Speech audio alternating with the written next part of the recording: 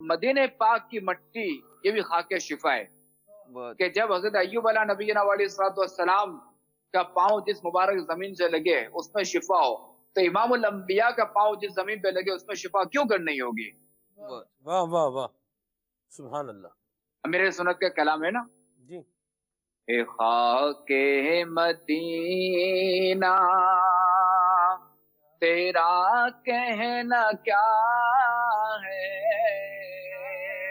تجھے قرب شاہ مدینہ ملا ہے۔ اے خاک مدینہ سبحان اللہ۔ شرف مصطفیٰ کے قدم چومنے کا، شرف مصطفیٰ کے قدم چومنے کا، تجھے بارہا کہ طیبہ ملا ہے۔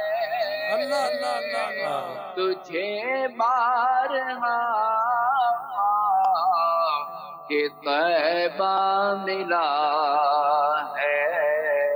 صحابہ کرام علیہم رضوان کے بارے میں آتا ہے کہ جیسے کہیں سرکار علیہ السلام تشریف لے گئے، اب وہ جاننا چاہتے ہیں کہ سرکار علیہ السلام کہاں تشریف لے گئے،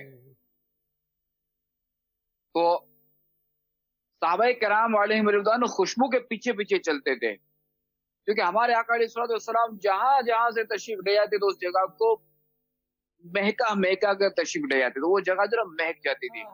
صحابہ کرام علیہم رضوان جو نا وہ اسی جو نا خوشبو کا جو نا وہ کیا بولے اسی کے تعین کرتے کرتے جو نا پہنچ جاتے سرکار کی بارگاہ میں۔ سبحان اللہ۔ اب یہ دیکھیں کہ فضا سے ہمارے آقا علیہ السلام گزرے تو ظاہر ہے کہ جو قدم مبارک کے جو زمین سے مس ہوئے تو اس زمین کے کیا کہنے اور اس خاک کے کیا کہنے۔ تو واقعی مدینہ جو ہے نا یہ شفا کا مرکز ہے۔